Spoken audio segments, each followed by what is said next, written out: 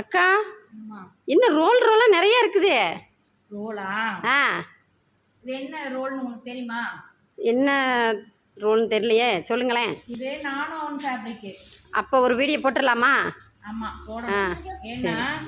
ஆ, நம்மகிட்ட நிறைய கஸ்டமர் வந்து நானும் ஒன் பண்ணுவீங்களான்னு கேட்டே இருந்தாங்கல்ல. ஆமாம். அவங்களுக்காக வேண்டியது அது என்னன்னா, ம். நம்ம காட்டன் ஜூட்டு மட்டும்தான் பண்ணிட்டே இருந்தோம். ஓ.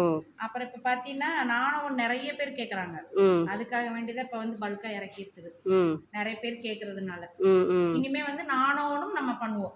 ஓ, என்ன சரி மாதிரி சரி பேக் சரி. என்ன மாதிரி சைஸ்ல கேட்டாலுமே ம். பிரிண்ட் போட்டு நம்ம பண்ணி கொடுப்போம். ம். பல்காராக இருந்தாலும் சரி, ஆ. சின்ன சின்ன கடைகளுக்காக இருந்தாலும் சரி, ஆ. இனிமேல் நாங்கள் நானும் பண்ணுவோம். ம். இவ்வளோ நாள் நீங்கள் கொடுத்த ஆதரவுகளுக்கு நன்றி. இனிமேலும் ஆதரவு கொடுக்கறதுக்கு நன்றி. அக்கா இன்னொன்றுங்கக்கா, என்னம்மா? இப்போ நமக்கு இன்னைக்கே வேணும் நாளைக்கே பேக் வேணும்னு கேட்குறாங்களக்கா, ம், ம்.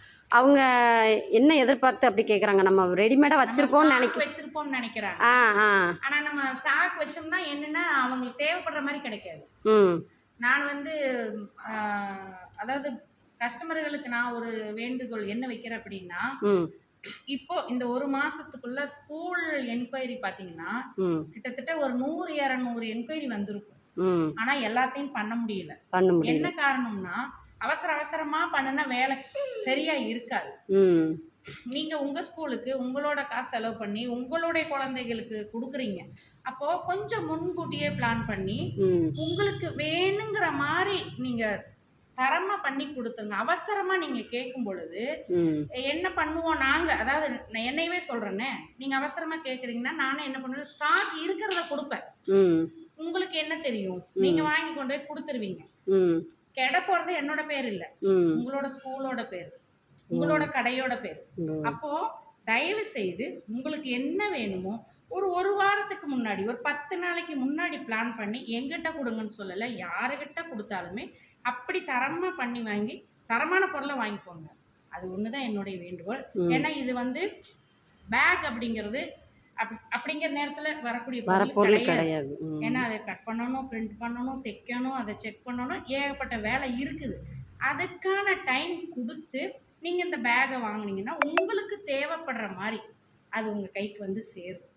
இது வந்து என்னுடைய ஒரு தாழ்மையான வேண்டுகோள். இதை வைக்கிறதுக்கு ஒரு முக்கியமான காரணம் என்ன அப்படின்னா, எங்கள் கொழுந்தனார் பாப்பாவை ஸ்கூலில் சேர்த்திட்டு பேக்கெல்லாம் வாங்கிட்டு வந்திருக்கிறாரு. வரும்போது பார்த்தீங்கன்னா அவர் வீட்டுக்கு வந்துட்டு தான் பார்க்குறாரு, கைப்பிடி மட்டும் வண்டியில் தொங்குது, பேக்கை காணும். அப்புறம் ஷாக் ஆகிடுச்சு. ஏன்னா 8000 ரூபா கட்டி அப்போ தான் வாங்கிட்டு வராங்க புக் மட்டும்.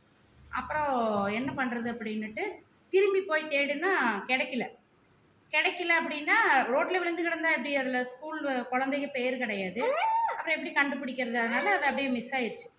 அப்புறம் ஆனால் கொஞ்சம் வருத்தம் தான், இப்படி 8000 ரூபா கட்டி புக்கு இப்படி போயிடுச்சு அப்படின்னுட்டு. ஆனால் பேக் பார்த்தீங்கன்னா இத்து போச்சு. அதனால நடந்த விபரீதம் தான் இது. ஸ்கூல்காரங்க பேக் போட்டு கொடுத்தாங்க, அது இப்படி நடந்து போச்சு. திருப்பி அது ஏதோ ஒரு சூழலில் திருப்பி அந்த பேக் கிடச்சி, அந்த புக் வந்து கிடச்சிருச்சு. ஏன்னா ஸ்கூல் விட்டு வெளியே வரும்பொழுதே அதை அருந்து விழுந்துருக்கு. அங்கே அந்த ஏரியாவில் இருக்கிறவங்க எடுத்து வச்சு கொடுத்துருக்குறாங்க. இது மாதிரி சில விஷயங்களை தவிர்க்கணும் அப்படிங்கிற, அதுக்கப்புறம் தான் நான் இந்த வீடியோவே போட ஆரம்பித்தேன், இந்த அவேர்னஸ் வீடியோ. பைதானன்னு நினைக்காதீங்க, பைக்குள்ளே நீங்கள் விலை மதிப்பில்லாத பொருள்களை வைக்கிறீங்க. அதனால் தரமாக பண்ணி வாங்கிக்கோங்க, டைம் கொடுத்து வாங்கிக்கோங்க. தேங்க்யூ, ரொம்ப நன்றி.